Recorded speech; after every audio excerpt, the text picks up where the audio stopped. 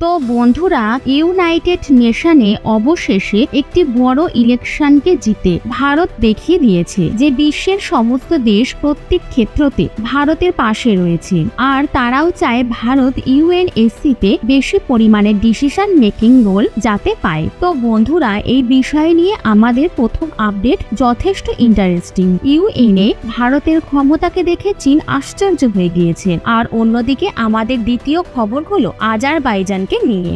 Azerbaijan আর্মেনিয়ার কাছে থাকা ভারতীয় হাতিয়ারকে নিয়ে মজা করেছিল, আর এখন তারই ফল ভোগ করছে আজারবাইজান, কারণ ভারত দ্বারা সাপ্লাই করা একটি হাতিয়ারের জন্য আর্মেনিয়া সবচেয়ে বড় অ্যাডভান্টেজ পেয়ে গেছে। তো বন্ধুরা, চলুন জেনে নেওয়া যাক এই দুই ইন্টারেস্টিং খবরকে বিস্তারিতভাবে। তবে ভিডিও এগোনোর আগে বলি, কিছু এমন নিউজ থাকে যাকে বড় বড় চ্যানেলে কভার করে না, যেগুলোকে আমরা কভার করি, তাই তারা সেই নিউজটা বলেনি বলে সেটা ফেক ভাবাটা আপনার ভুল। আমরা নিউজ আর্টিকেল দেখিয়ে দিই সেই জন্য। তো চলুন জেনে নেওয়া যাক আজকের আপডেট। আসলে বন্ধুরা, সামনে বেরিয়ে আসা লেটেস্ট আপডেট অনুযায়ী ইউএনএ ইন্টারন্যাশনাল নার্কোটিক্স কন্ট্রোল বোর্ডের প্রেসিডেন্টের ইলেকশন করানো হয়েছিল, আর আবারও একবার ভারত দ্বারা নমিনি জগজিৎ ম্যাম এই ইলেকশনে সবাইকে হারিয়ে একতরফা জয় অর্জন করেছে। জগজিৎ ম্যাম ভারতের ইন্ডিয়ান রিভেনিউ সার্ভিসের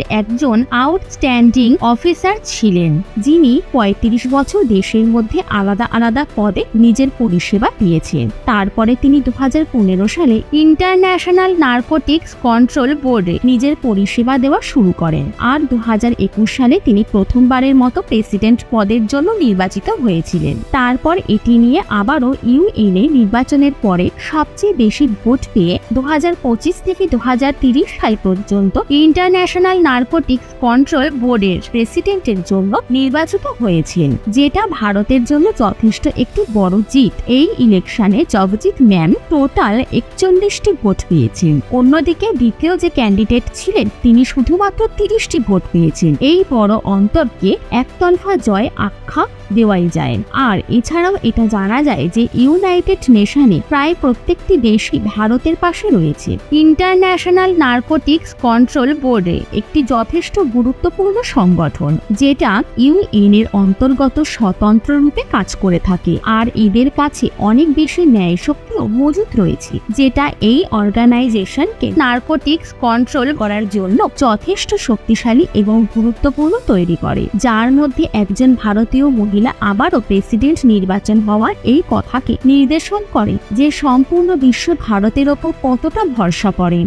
আর এর প্রভাব ইউনাইটেড নেশনস জেনারেল অ্যাসেম্বলি থেকে শুরু করে ইউনাইটেড নেশনস সিকিউরিটি কাউন্সিলে আগত পরিবর্তনের জন্য দেখতে পাওয়া যাবে, কারণ ভারত গ্লোবাল সাউথের নেতৃত্ব করে সব দেশের জন্য সমান প্রতিনিধিত্বের ডিমান্ড করছে, আর এখন মেজরিটির দেশ ভারতের সাথে রয়েছে। তার জন্য আমাদের এটা বলা ভুল হবে না যে যদি ইউনাইটেড নেশনস সিকিউরিটি কাউন্সিলে পার্মানেন্ট সিট এবং ভেটো পাওয়ারের জন্য যদি কোনো নির্বাচন করা হয়, আর যদি জেনারেল অ্যাসেম্বলিতে এর সিদ্ধান্ত নেওয়া হয়, তাহলে ভারতই সবচেয়ে বেশি ভোট পাবে। আর অন্যদিকে আমাদের বিপক্ষে শুধুমাত্র কিছু বাছাই করা দেশকে দাঁড়িয়ে থাকতে দেখা যাবে।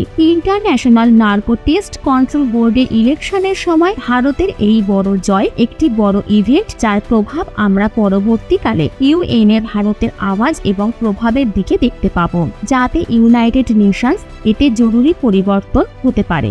আর এই সংগঠন পরিবর্তন হওয়া বিশ্বের সাথে পরিবর্তন হবে। এবার অগ্রসর হওয়া যাক আমাদের দ্বিতীয় বড় খবরের দিকে। তো বন্ধুরা, এই আপডেট আর্মেনিয়া এবং আজারবাইজানকে নিয়ে। আসলে বন্ধুরা, আজারবাইজান আর্মেনিয়া এবং ভারতের বন্ধুত্বকে দেখে পাকিস্তানের হাত ধরেছিল। আজারবাইজান তুর্কি এবং পাকিস্তানের সাথে মিলে ক্রমাগতই ভারতকে সমস্যায় ফেলার জন্য অন্তরাষ্ট্রীয় ক্ষেত্রে কাশ্মীর বিষয়ে পাকিস্তানের সমর্থন করেছিল, কিন্তু আজ ভারতের একটি ডিফেন্স সিস্টেম দ্বারা তাদের সবচেয়ে শক্তিশালী হাতিয়ার বরবাদ হয়ে গেছে, যার ক্ষমতা দিয়ে আগে আর্মেনিয়াকে হারিয়ে দিয়েছিল।